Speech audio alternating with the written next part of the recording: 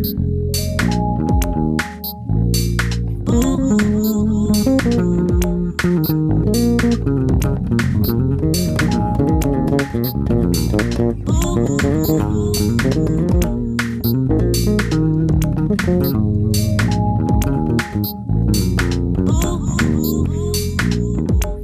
my name is Warren Harris, also known as Hannah.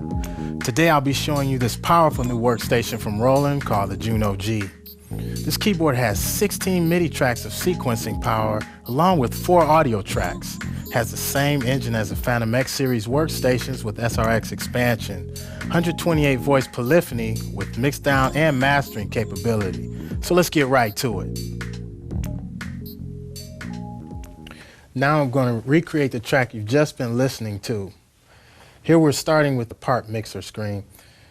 I can either tap the drums manually or use one of the 32 rhythm patterns or presets that are already in the JUNO-G. I'm going to use something from preset or pattern number 30, the second one. And all I have to do is hit this pad or this button. And that's the particular beat that I want to use. To record it, all I have to do is hit the record button and actually turn my measure count in to off and just hit the play button. Here you see the count. We'll do a 4-bar loop and stop it on the 5th beat. Now we're ready to actually loop that particular 4 bars. So we'll look at our loop screen and we want to cursor over to the end point and dial in 5. So we have a 4-bar loop. Back to our part mixer. Now we're ready to record an electric piano on part 1 or track 1. So we'll hit the part view button and we want to see our sounds or our patch list. I'll hit enter and I have the family and what's in the family on the right. And there's a number of families in this keyboard. Accordions, brass, basses, synths, pads, and so forth.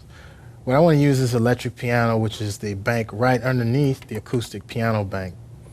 And I want to use an electric piano called Syn EP. Very smooth sound, very airy, ambient.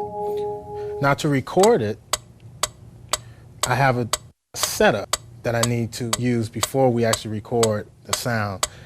Count in, I actually don't use count in. I actually use wait note, which means as soon as I start playing, the keyboard goes right into recording. So I don't have to sweat and wait for 2 measures or wait for 4 clicks or 8 clicks. I can just start playing right away. We'll continue with our 4-bar loop. Now I can set the quantizing for 16th notes or shuffle, a little swing, but I'm going to turn it off because I want the keyboard part to be very fluid and free form. But if you're doing something that needs to be corrected, you want to turn that quantizing on. So now we're ready to start. So I'll make sure I'm rewound and here we go.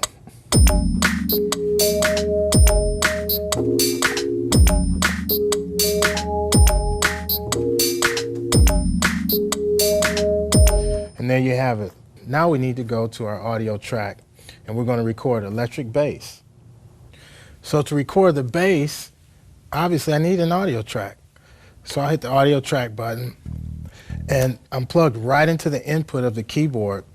Now there's a little level that you can see coming in, but obviously it's not loud enough. I'm going to turn up the audio input fader. So there's a little more volume there. I'm going to hit shift and audio input fader.